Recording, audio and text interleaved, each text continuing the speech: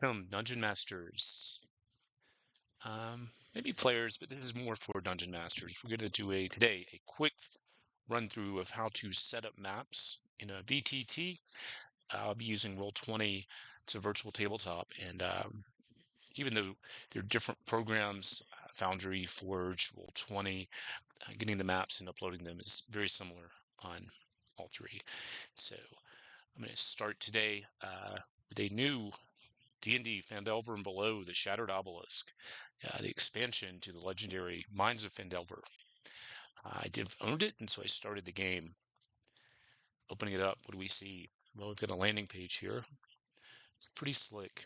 Might give the players a little bit too much of an idea if they're starting at level 1, but this is pretty cool by itself. You could change this. And what about the maps? So here's our landing page, and this ribbon says players is how we move around. Some very nice maps here, done by Mike Schley, I believe. This is the Sword Coast. Our characters have left Neverwinter, and they are on their way to Phandalin. So with these newer packs for Roll20 from Wizards of the Coast, at least, they have these text bits where you can actually bring them on, leave them on the GM layer, and then reveal them as you want. So they're coming from Neverwinter, and they know they want to be, they know where Phandalin is. They have a map. So we're going to bring that over to the token layer so they can get a visual and get an idea of some geography. And this is a very nice map. It's huge. It's a lot of locations. And as they keep moving through, they do arrive in the sleepy pastoral town of Phandalin. And again, this is another really nice map. Let me let it load. It's very big. It's very detailed. There's a lot of locations. Again, similar thing. We want to reveal areas on this map as they arrive. Now you could use your own text. There is a text tool in here as well. You could bring those in just as PNGs or JPEGs and keep them on the GM layer. Just notes for yourself even. But this is very slick. So they've arrived in town. They've dropped off their cargo at Blind Shield Coster. And they've also started to tell the townspeople about the goblins that they encountered earlier. So they do retire to the inn, the Stonehill Inn, which is here. And now what comes up next? So let's go inside the inn. Well, the problem is there is no inn map. So you can either go Theater of the Mind with this, or you can find a map. And so that's what we're going to do for the next location, which is kind of an early showdown with the Red Brands at the Sleeping Giant Inn. There is no map here. You could bring in some Red Brands and just place them directly on this large area map. Here, let's move them to token layer. It's perfectly fine. I think this would work for many groups. The problem is, of course, the sizing is going to be very difficult, and it's going to look kind of awkward. In that case, you might just want to use one of the blank maps they have. They have a generic battle map that you can place tokens on and your characters, and you can just fight away on this. But with a little bit of effort, we can actually find something it's going to look really good and immerse our players. So where do we start? Let's go here. So type in Reddit Tavern Battle Maps. There is a Reddit called Battle Maps creators post there, and you can find a high quality map very easily. So I put Reddit Tavern Battle Maps, and let me go back. And so you're going to be here. You can actually search this subreddit for a tavern, which I did. Once you find it, kind of look through these. They're all on the side. You can pop them open if they're going to be large. Caveat, do not bring in very, very large maps to Roll20. I like to keep mine at 1 megabyte or less. And so let's keep scrolling down. And you can look through all of these. This one looks good for the Sleeping Giant. This is a CD tavern. And I'm going to click this, and I'm going to download it. So I do that. Make sure the sizing is right.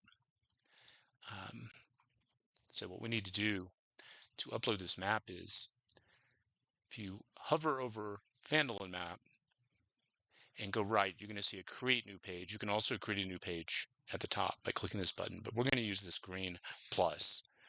So this is blank. Now, how do we bring our map over? So we have our map downloaded, and we want to bring this map over. Let's find it. Yeah, that's it. So I'm on the map layer now. I find this helps. A lot of times you can make it very easy to resize a map. Just give it a second while it loads. Okay, perfect. Yeah, so once it's loading on the map layer, you can either fit it to the page, which will shrink it to the 25 by 25 dimensions, or you can adjust the page size, which is what we want to do. So now we have this very large, very nice map. And this is a Red Brand's hideout. It's very detailed as we move in and out. So let's bring over our party members. They're just arriving. Celine, Shem, Fladnag, and Farah are looking to right wrongs here. So this map's very big. I've got the grid sizing on here. Probably wrong. I can fix that up though.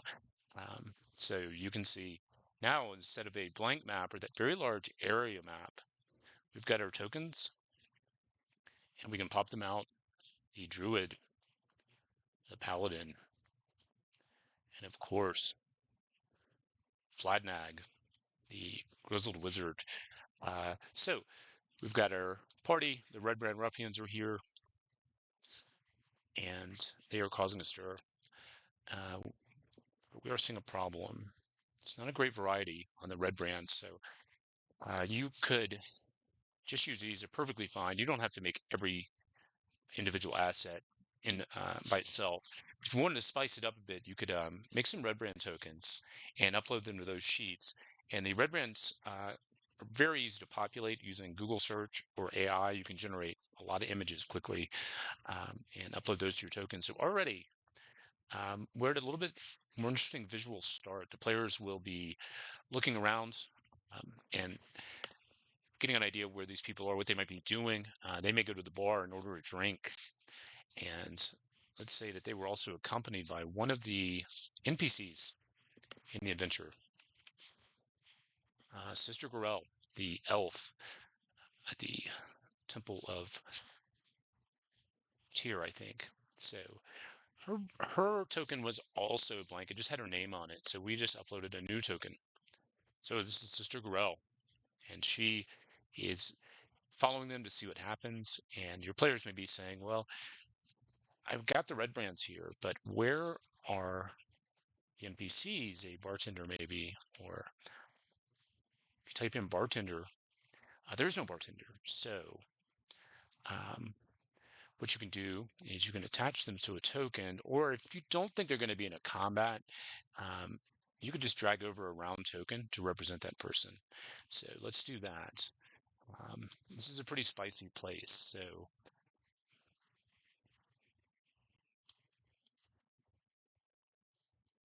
and my tokens are coming in at high definition, so I'm going to need to resize them. And we're here, so the bartender sees our party come in and asks them, what would you like to drink?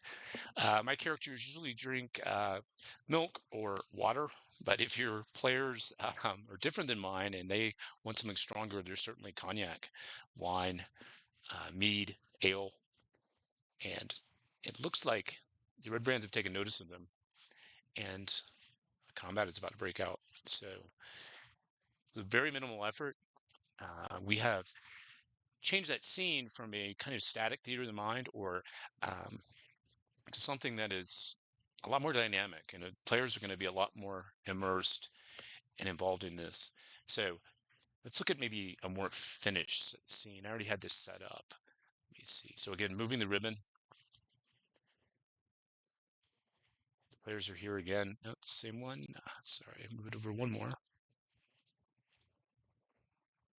Yeah, here we go. So this is a more populated version of that map. and we have our party. We have the red brands at the bar. Maybe they were talking to the bartender, and they're now coming over to talk to the party. And one gets the feeling that a brawl is about to take place, and a bartender shouts over a warning to the party. And with that, I think it's a fitting place to stop. The end. Um, Hope you guys had fun. The free map resources are really good. Spice up your game quickly.